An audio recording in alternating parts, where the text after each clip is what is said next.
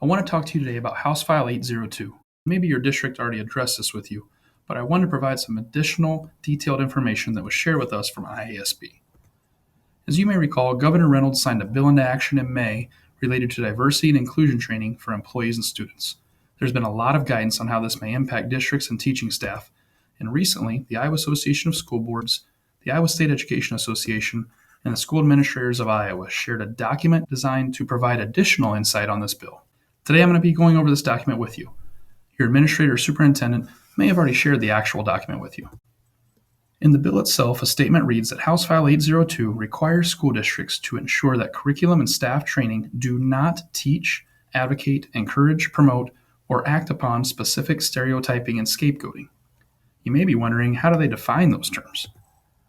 Race or scapegoating is defined as assigning fault, blame, or bias to a race or sex, or to members of a race or sex because of their race or sex, claiming that either consciously or unconsciously, and by virtue of a person's race or sex, members of any race are inherently racist or inherently inclined to oppress others, or that members of a sex are inherently sexist or inclined to oppress others.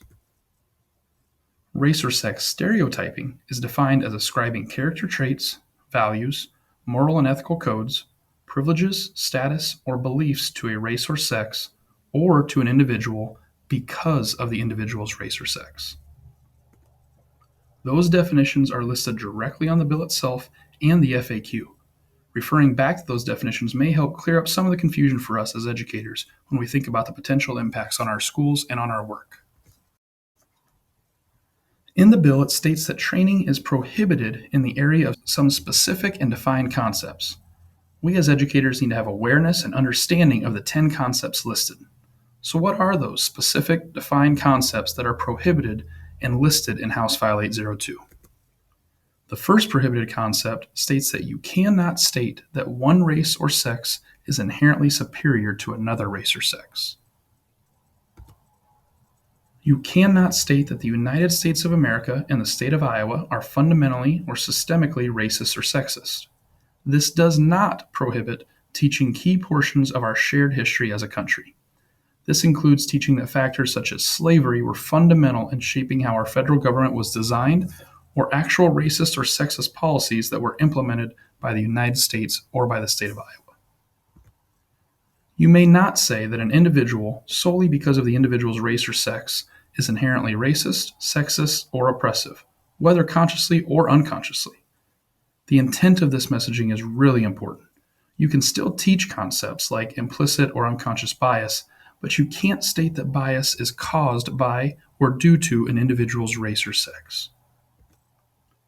The fourth concept that is prohibited is stating that an individual should be discriminated against or receive adverse treatment solely or partly because of the individual's race or sex.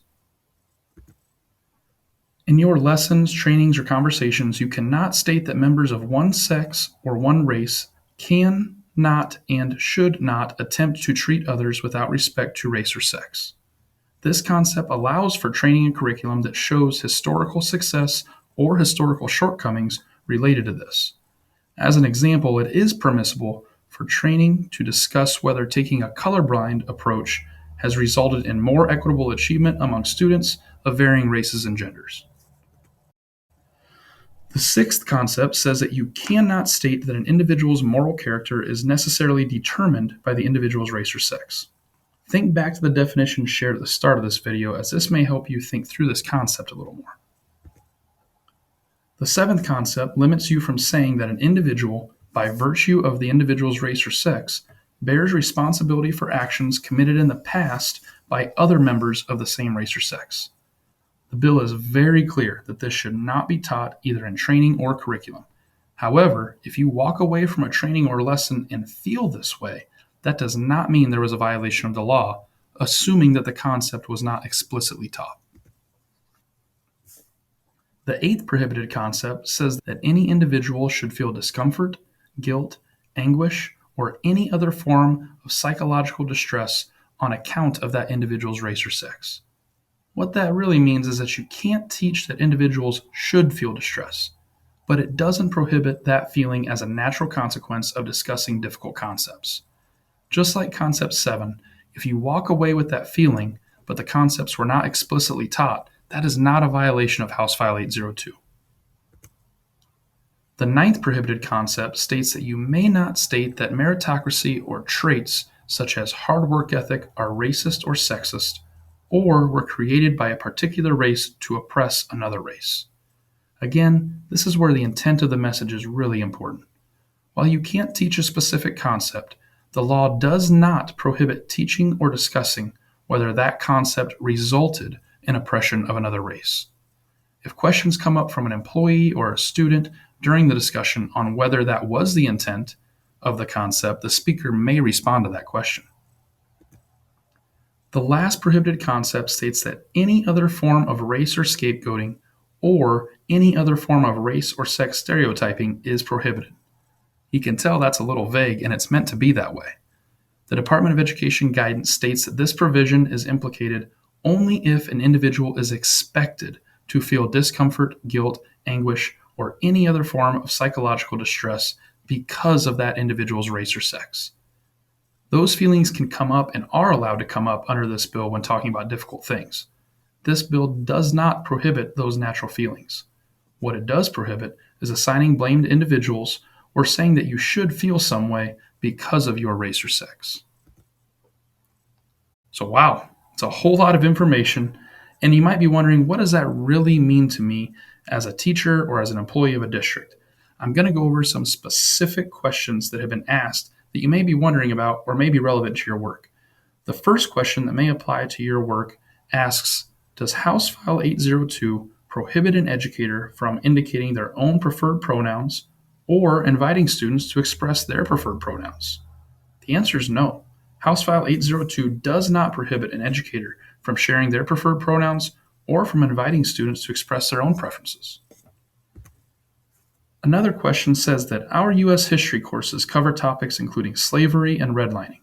Will our staff face adverse employment actions if they continue to teach this subject as part of the required curriculum? No, staff that work within the boundaries of their professional ethics and the requirements of House File 802 will not face adverse employment action. The historical topics listed above are facts and important when discussing U.S. history.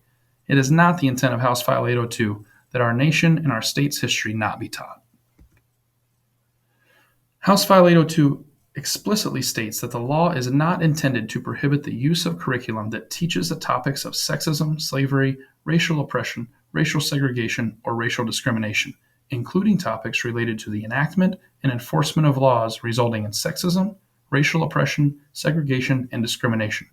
School boards should regularly review their policies and regulations related to curriculum development, implementation, and inspection. Can staff allow students to engage in discussions about topics such as racial oppression, including topics like systemic and institutional racism, as part of the classroom discussion? The answer is yes. While House File 802 prohibits staff from teaching, advocating, encouraging, promoting, or acting upon stereotypes or scapegoating towards others, it does allow for this type of organic conversation on these topics among students. Another House File, House File 744, requires districts to protect the intellectual freedom of students and staff.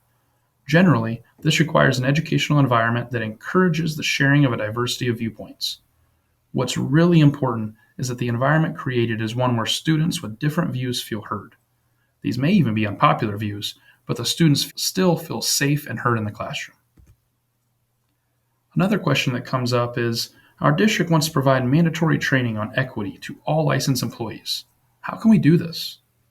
Districts can and should continue to engage in this important work. Educators are encouraged to work proactively with the trainers providing mandatory training to ensure that content is both meaningful and respects the parameters of House File 802. Training may still consist of an exploration of our society's past and the current state of racism, sexism, and inequality. For instance, training can include individual accounts and experiences of inequity, racism, and sexism. Meaningful dialogue on the topics of racism and sexism often have the effect of making people feel uncomfortable. This discomfort is not prohibited by House File 802. Training should create an environment of respect where a diversity of views and beliefs can be safely shared to encourage that everyone is thoughtfully considering alternate views. Creating such an environment is not easy to do, but it is vital to model this behavior through training with employees so that those employees can create similar safe environments that foster diversity of views for student classrooms. Another question says, do the prohibitions of House File 802 apply to co-curricular events or presenters? Examples of this might be a project that studies redlining in our community. There are a lot of great presenters or events that can be great learning opportunities for staff or students. If the event or presenter is not part of the curriculum or a mandatory student or staff training, the prohibitions listed do not apply.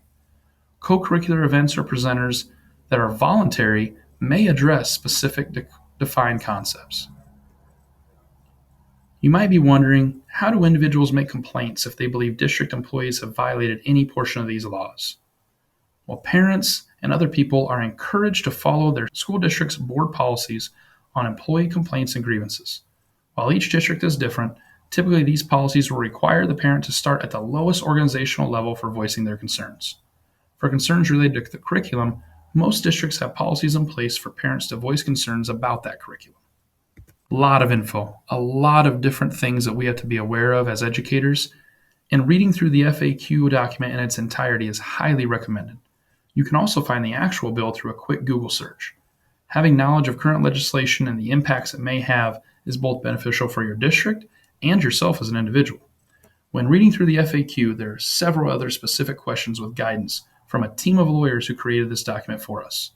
Questions such as, can board members engage in equity training with staff? Or can items that display a social message be displayed in classrooms? Those questions are down in text with answers that are clear and easily understood written right below it. Having an understanding of this type of important information is critical, and we want you to feel confident and at ease when providing excellent service and supports to your students. If at any time you have questions or want to discuss this information on a deeper level, reach out to your administrator.